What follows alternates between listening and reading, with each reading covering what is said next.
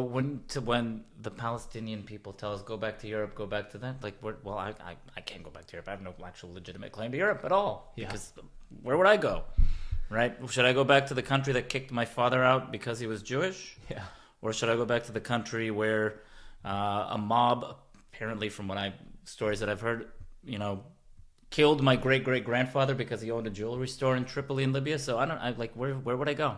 Where would I technically feel safe in that sense? Yeah, and that's that whole stupid like colonizer ideology, right? Where it's just like, okay, well, are we just gonna are all European descent Americans gonna go back to Europe and then get the land back? It's like, okay, if you believe that Israelis need to go back to Europe or go back to North Africa or wherever, if it's a who had the land first, okay, I think even if you guys think that it should go back to the people that lived there 500 years ago, fine, let's have that 500-year cutoff, fine, whatever, arbitrary, but whatever. Yeah, I'm calling it arbitrary at this point. Then that means you got to leave the U.S. too. Yeah, honestly, it means that you have to get out of the United States and only the Native Americans can live here. So what people warn about, where it's like, hey, do we really want to play this whole decolonizer game? Because guess who's next?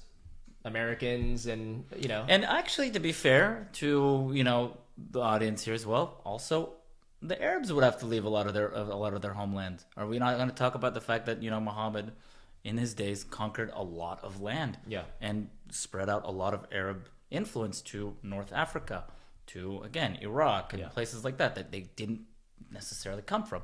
We accept that they live there now because they have lived there for hundreds and thousands of years, and that's totally, and that's that's the way the world is right now. I think it's just a word game on behalf of the the woke, the anti-Israel, anti-Western. It really is. It really is. Because it's that whole cultural Marxism, man. It literally is, like, where people will say, and that's why even Dennis Prager talks about this, but the double standard against the Jews, right? It's like over the past couple decades, there's been Muslim on Muslim slaughtering happening all over the world, right? Yet the second Yemenite civil war, Syrian civil war. I think Armenia right now, a lot of Christians are being killed by Muslims, right? And I believe maybe it's the other way around, but I don't remember exactly. But I think that it's the Azerbaijanis against the Armenians. I don't really know exactly what's going on there, but there is a pretty big war going on there that no one seems to know or even honestly care about.